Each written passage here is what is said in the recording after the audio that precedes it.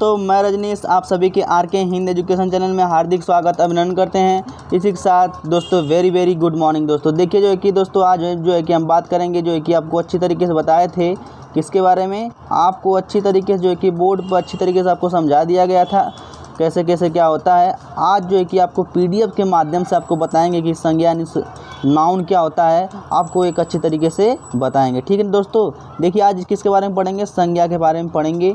और जो है कि आज मेरा चैनल क्या है, आरके हिंद एजुकेशन चैनल को दोस्तों लाइक कीजिए, सब्सक्राइब कीजिए और शेयर ज़रूर कीजिए। ठीक है ना मेरे दोस्तों, और शेयर ज़रूर कीजिए अपने दोस्तों से। किसके द्वारा पढ़ा जा रहा है, भाई रजनीश सर के द्वारा। ठीक है दोस्तों, आज जो है कि आज हम पढ़ेंगे किसके बारे में, संज्ञा के बारे में अच्छी तरीके से। देखिए संज्ञा को जानने से पहले सबसे पहले हम लोग ये पढ़ेंगे कि आखिर शब्द क्या होता है। शब्द क्या होता है, शब्द के बारे में आपको अच्छी तरीके बताएंगे। देखिए वर्णों के सार्थक समूह को शब्द कहते हैं। क्या, वर्णों के सार्थक समूह को शब्द कहते हैं। जैसे वर्ण क्या होते हैं, क हो गया, ख हो गया, ये जो अलग अलग होता है ये जो है कि ये वर्ण होते हैं, ये अलग अलग जो होता है ये वर्ण होते हैं। और इसको जब मिला देंगे, जैसे आपको एक नया पेज बता रहे हैं, जैसे कि मान लीजिए कि यहाँ पे क हो गया, म हो गया, ल हो गया, ये सब वर्ण है, अलग अलग वर्ण है। लेकिन वर्णों के सार्थक समूह मतलब क्या होता है, इसको मिला देंगे। जैसे कमल क्या हो जाएगा, कमल, तो कमल हो जाएगा, ये वर्णों के सार्थक समूह है। जैसे इसको लकम नहीं कर सकते, इसको मकल नहीं कर सकते। ऐसा समूह जिसका कोई अर्थ हो, सार्थक समूह का मतलब क्या होता है, जिसका कोई अर्थ हो उसे क्या कहते हैं, सार्थक शब्द कहते हैं। इसी को जब मिला देंगे तो क्या हो जाएगा, सार्थक समूह हो जाएगा, उसे क्या कहते हैं, शब्द कहते हैं। समझ में आ गया। अब जो है कि आगे चलेंगे, इसके वर्ण समझ में आ गया, शब्द क्या होता है। जैसे में जलज, कमल, टहल, पहर आदि ये सब क्या हैं, शब्द हैं। जब आपको शब्द पढ़ाएंगे तो अच्छी तरीके से पढ़ाएंगे, आप बस इतना समझ लीजिए। फिर उसके बाद जो है कि आगे चलेंगे। देखिए प्रयोग के आधार पर शब्द दो प्रकार के होते हैं। कितने प्रकार के होते हैं, प्रयोग के आधार पर शब्द दो प्रकार के होते हैं।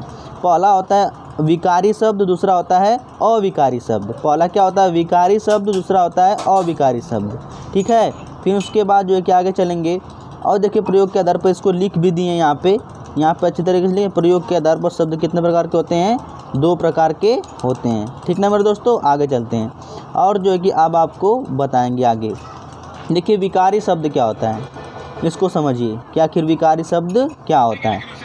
देखिए दोस्तों, विकारी शब्द आपको या इसे ही परिवर्तनशील शब्द भी कहते हैं। जैसे ऐसे शब्द जिनका स्वरूप लिंग हो गया, वचन हो गया, कारक हो गया आदि के कारण परिवर्तन होता है, उन्हें विकारी शब्द कहते हैं। ठीक है, फिर इसी तरह प्रमुख विकारी शब्द कौन कौन होते हैं, पहली होती है संज्ञा, दूसरा होता है सर्वनाम, तीसरा होता है विशेषण और तीसरा होता है क्रिया। जैसे हम क्वेश्चन कैसे पूछेगा कि ऑप्शन में दे देगा कि कौन सा बताइए इसमें से कौन सा विकारी शब्द है। ऑप्शन में देगा संज्ञा, सर्वनाम, विशेषण और कोई भी एक ठो दे देगा कि क्रिया विशेषण। तो आप चार ठो सिर्फ याद रखिए कि इसमें विकारी शब्द चार ही होते हैं। पहला होता है संज्ञा, दूसरा होता है सर्वनाम, तीसरा होता है विशेषण और चौथा होता है क्रिया। ठीक है, अब आगे चलेंगे। देखिए अविकारी शब्द क्या होता है।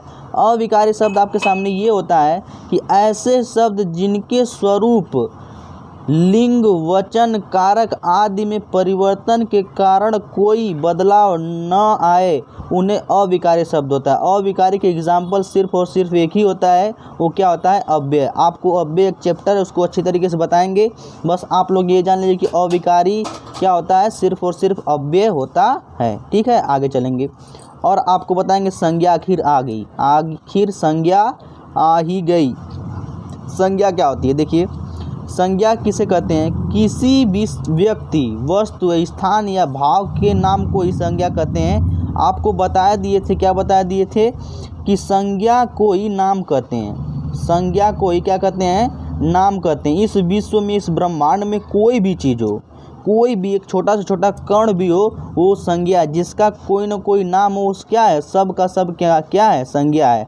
जैसे में फीलिंग भी, कोई भी चीज़ आपको फीलिंग भी हो रही है, जैसे अच्छा हो गया, बुरा हो गया, वह तेज है, वो बुरा है, वह ईमानदार है, वह चोर है, ये सब की सब संज्ञा है। इस विश्व में कोई भी चीज़ उठा लेंगे, कोई भी चीज़ हो उसे क्या कहते हैं, संज्ञा कहते हैं।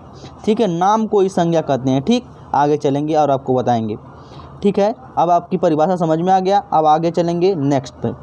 देखिए यहाँ पर, देखिए ये जो अर्थ के आधार पर, किसके आधार पर, अर्थ के आधार पर संज्ञा 5 प्रकार की होती हैं। कितने प्रकार की होती हैं, 5 प्रकार की होती हैं। पहला होता है व्यक्तिवाचक संज्ञा, दूसरा होता है जातिवाचक संज्ञा, तीसरा होता है समूहवाचक संज्ञा, चौथा होता है भाववाचक संज्ञा और पांचवा होता है द्रव्यवाचक संज्ञा। ये आप लोग क्या, अर्थ के आधार पर।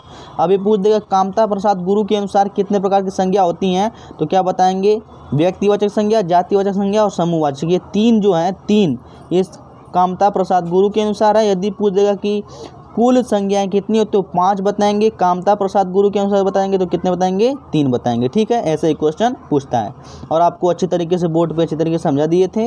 अब आगे चलेंगे। ठीक है, आगे चलते हैं। देखिए यहाँ पे लिख भी दिया गया है कि आपको क्या लिखा गया है कि कामता प्रसाद गुरु के अनुसार जो है कि संज्ञा 3 प्रकार की होती है। पहली थी व्यक्तिवाचक, जातिवाचक और भाववाचक। यहाँ पे क्या है, भाववाचक है। ठीक, आप चलेंगे आगे और आपको बताएंगे। ठीक, और यहाँ तक हो गया। और जो है कि व्यक्तिवाचक संज्ञा, देखिए व्यक्तिवाचक संज्ञा क्या होती है। देखिए यहाँ पे व्यक्तिवाचक संज्ञा क्या होता है। ठीक, विशेष या विशेषण खास शब्द का नाम। आपको एक ट्रिक बताए थे, क्या बताए थे कि मन में एक चित्र बने। मन में कैसे एक चित्र, जैसे कोई किसी का नाम हो गया, आपका नाम कोई है, जैसे राम है, क्या राम के जैसा इस दुनिया में कोई है, नहीं है। क्या आप हैं, क्या आपके जैसा कोई इस दुनिया में है, नहीं है।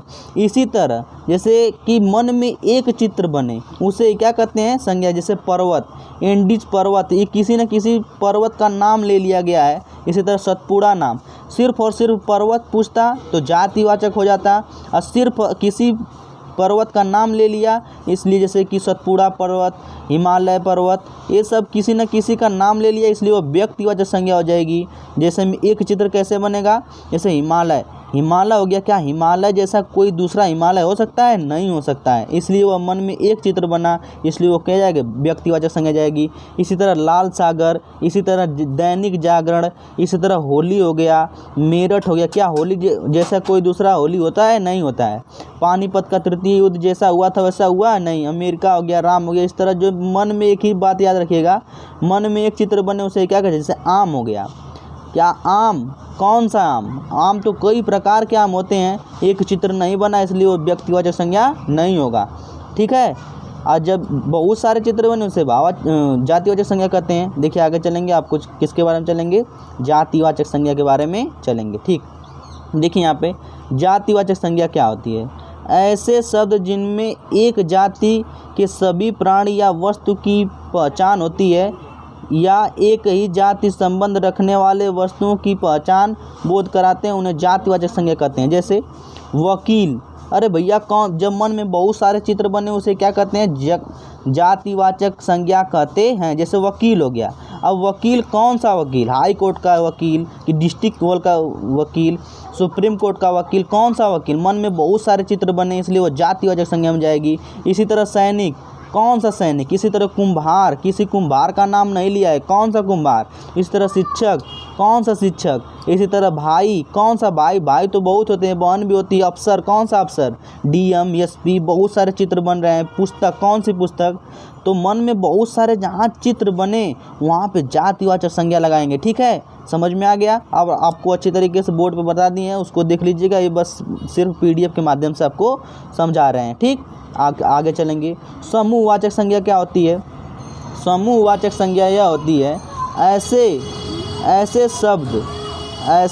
शब्द जो व्यक्ति या वस्तु या समूह का बोध कराती हो। जैसे समूह का बोध कैसे कराएगी, दल हो गया, परिषद हो गया, सेना हो गया, परिवार हो गया। परिवार में बहुत सारे लोग होते हैं, सेना में बहुत सारे लोग होते हैं, संगठन में बहुत सारे लोग होते हैं। गुच्छा, जैसे आम का गुच्छा, अंगूर का गुच्छा हो गया, इसमें बहुत सारे गुच्छा में आम अंगूर होते हैं।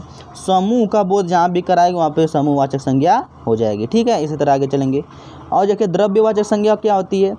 द्रव्यवाचक संज्ञा ऐसे जिसे नापा या तौला जा सके, जिसे मापा या तौला जा सके तो उसे क्या कहते, द्रव्यवाचक। जैसे दूध को नाप या तौल सकते हैं, तेल को नाप या तौल सकते हैं, पानी को नाप या तौल सकते हैं, तेजाब को नाप या तौल सकते हैं, सोना चांदी ये सब के क्या सकते नाप या तौल सकते हैं, इसलिए वो क्या हो जाएगी द्रव्यवाचक संज्ञा हो जाएगी जिसे नापा या तौला जा सके। ठीक है, आगे चलेंगे और आगे चलेंगे आपको अच्छे तरीके बताएंगे, बस थोड़ा सा और है। और देखिए भाववाचक संज्ञा क्या होती है। भाववाचक संज्ञा आपको अवस्था हो गया, गुण हो गया, दोष हो गया, धर्म आदि की पहचान कराने वाले शब्दों को भाववाचक, जैसे भाव, जैसे जल की शीतलता, शीतलता एक भाव है। जैसे इसी तरह प्यार हो गया तो प्यार भी एक भाव है, फीलिंग है। ठीक है, इसी तरह नारीत्व, नारीत्व मतलब नारी का नारीत्व ये भी क्या एक भाव है। इसी तरह हो गया ईमानदार, क्या हुआ ईमानदार है, ईमानदार सिर्फ और सिर्फ भाव के जरिए ही। इसी तरह चोर, चोर भी एक क्या है भाव के द्वारा ही प्रकट किया जाता है। जो भाव के द्वारा जो फीलिंग के साथ खेलेगा वो कौन हो जाएगा भाववाचक संज्ञा हो जाएगी। ठीक है, अब आगे चलेंगे और आपको बताएंगे कि यहाँ पे देखिएगा सबसे जातिवाचक सर्वनाम विशेषण क्रिया अव्यय से भाववाचक संज्ञा का निर्माण करना। जिसे जातिवाचक से भाववाचक बनाना, सर्वनाम से भाववाचक बनाना, विशेषण से प्रभाव बनाना, क्रिया से बनाना, इस तरह।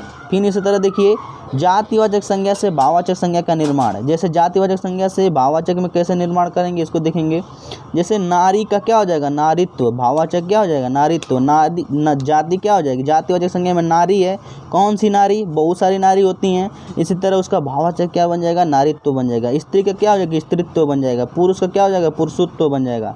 इस तरह मानव का मानवता बन जाएगा, इंसान का इंसानियत बन जाएगा। ये सब भाववाचक में परिवर्तन किए जाते हैं। इसी तरह जो है कि आगे चलेंगे, आगे के कौन सा है, आगे मनुष्य का मनुष्यत्व हो जाएगा, पशु का पशुता हो जाएगा या पशुत्व हो जाएगा। इसी तरह लड़का का क्या हो जाएगा लड़कपन हो जाएगा। जातिवाचक से भाववाचक में परिवर्तन कर लिए। इसी तरह आगे चलेंगे और जल्दी जल्दी जो है कि आपको अच्छे तरीके से बता दिए थे, बस सिर्फ और सिर्फ रिवीजन के माध्यम से आपको बता रहे हैं। ठीक है, आगे चलेंगे। आगे ही आपके सामने ये बच्चा का क्या हो जाएगा बचपन हो जाएगा, मित्र का क्या होगा मित्रता हो जाएगा, इसे दुश्मन का क्या हो दुश्मनी हो जाएगा, इसी तरह शहर का शहरी हो जाएगा। ठीक, और आगे चलेंगे और जो है कि क्रिया से भाववाचक कैसे बनती है इसको देख लेते हैं। जैसे क्रिया क्या होती है भागना एक क्रिया है, उसी तरह भाग हो जाएगा। कूदना एक क्रिया है तो कूद हो जाएगा। जागना एक क्रिया है तो जाग हो जाएगा। रोना एक क्रिया है तो रो हो जाएगा। इसी तरह लड़का का क्या होगा लड़ाई हो जाएगा। जीतना का जीत हो जाएगा। ठीक है, इसी तरह आगे बढ़ेंगे और इसी तरह लूटना क्या हो जाएगा लूट हो जाएगा। इसी तरह दौड़ना का दौड़ हो जाएगा, घूमना का घूम हो जाएगा। ठीक ना मेरे दोस्तों। इसी तरह सर्वनाम से कैसे बनाया जाता है इसको देख लेते हैं। सर्वनाम से भाववाचक संज्ञा का निर्माण कैसे होता है। सर्वनाम से जो कि निज का एक सर्वनाम है तो निजता हो जाएगा, निजित्व हो जाएगा। या पराया का परायापन होता है, अपना का अपनत्व या अपना होता है, या भातृता का भातृत्व होता है। इसी तरह जो है कि किसका युवक का यौवन हो जाएगा। युवक का भाववाचक क्या हो जाएगा यौवन हो जाएगा। ठीक ना मेरे दोस्तों, यौवन हो जाएगा। इस तरह आगे चलते हैं, यौवन हो जाएगा। इसी तरह अब जो है कि थोड़ा सा और बचा है, भाई का क्या हो जाएगा भाई का हो जाएगा भाईचारा। इसी तरह आदमी का आदमीयता हो जाएगा, पात्र का पात्रता हो जाएगा, वकील का वकालत हो जाएगा, मम का ममता हो जाएगा, और जो है कि अध्यापक का अध्यापकन हो जाएगा। ठीक है, इसी तरह अध्यापकन हो जाएगा। और जो है कि यहाँ पे देखिए अव्यय से भाववाचक कैसा निर्माण होता है। अव्यय से, अव्यय क्या होता है भैया, अव्यय के बारे में देखते हैं। शीघ्र का क्या हो जाएगा शीघ्रता हो जाएगा। दूर का क्या हो जाएगा दूर रखो। शाबाश का क्या होगा शाबाशी हो जाएगा। देर का क्या हो जाएगा देरी हो जाएगा। आप लोग इससे नोट्स बना सकते हैं बहुत ही अच्छी तरीके से।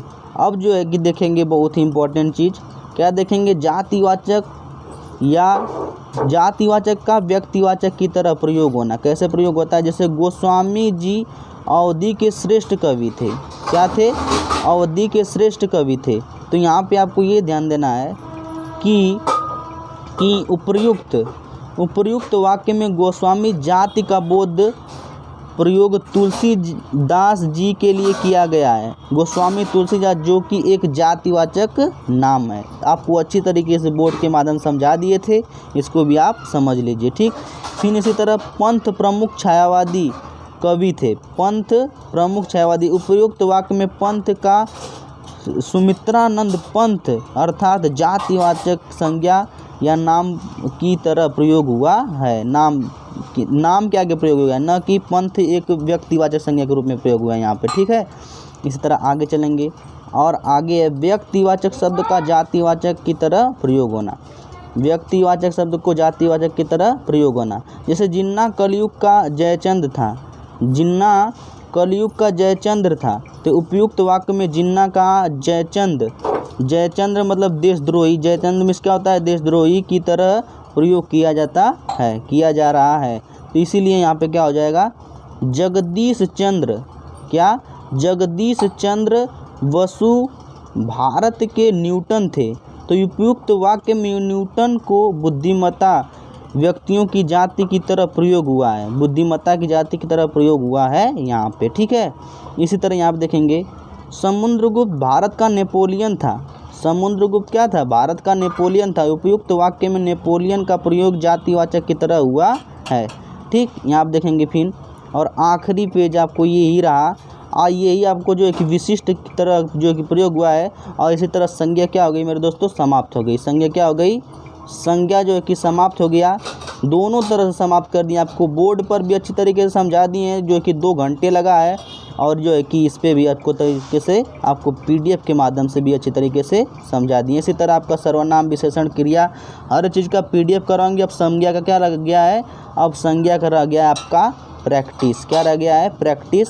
और प्रैक्टिस के 100 या 150 क्वेश्चन करवा देंगे संज्ञा का, आपका एक भी क्वेश्चन नहीं छूटेगा, कोई भी एग्ज़ाम हो, चाहे वो SSC हो, क्या कहते हैं उसको SSC UPSSC हो, UPSI हो, UP पुलिस हो, आप एक भी क्वेश्चन नहीं छूटेगा। इसी के साथ दोस्तों चाहेंगे विदा।